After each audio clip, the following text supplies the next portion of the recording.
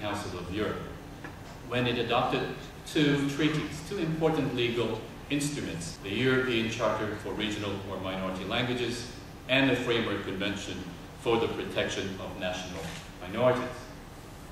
Although there are differences between those two documents, there are legal documents, there are treaties, to a large degree they agree in most areas. They recognize, I would say, that in a modern democratic state, we must be based on respect.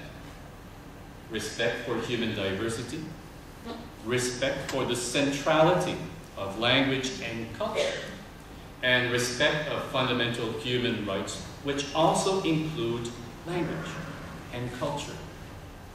I think they all signal a trend towards agreement on the need to adopt constructive measures for the use of minority languages, among other things, and respect for the cultures of Europe.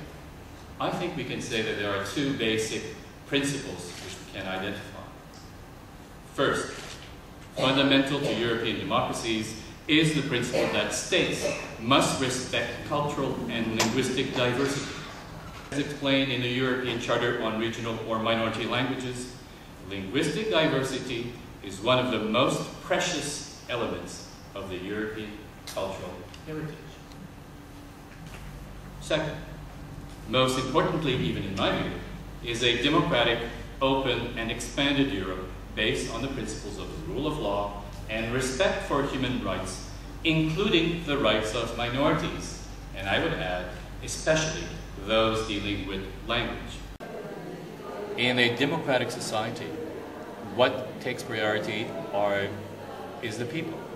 And if you have a large percentage of the population which want education in their own language, let's say it's a minority population, the government must provide to these minorities the linguistic education that they want. Most of these want the ability to learn fluently their own language. They want some degree of education in their own language and education in the national official language. So they want to both. The European Court of Human Rights actually said that non-discrimination based on language did not automatically guarantee a right to education to everyone in their own language, tout court. As the European Court said, there is no right to education in your own language. If I speak French in Australia, I do not have the right to have my children educated in French in Australia. It simply is not practical. But there are situations where the state must respond, where it is possible, where it is reasonable, where it is appropriate to do so. Here. However, what the treaties, such as the Framework Convention, such as the European Charter, are showing, what these treaties are saying is that in terms of providing education in a language, the principle that is applied is proportionality. If it actually emphasizes the need not to protect the community, but to look at individuals and what the individuals need. And if you have a sufficient number of individuals with these needs, then in a democratic society, governments must respond to these needs.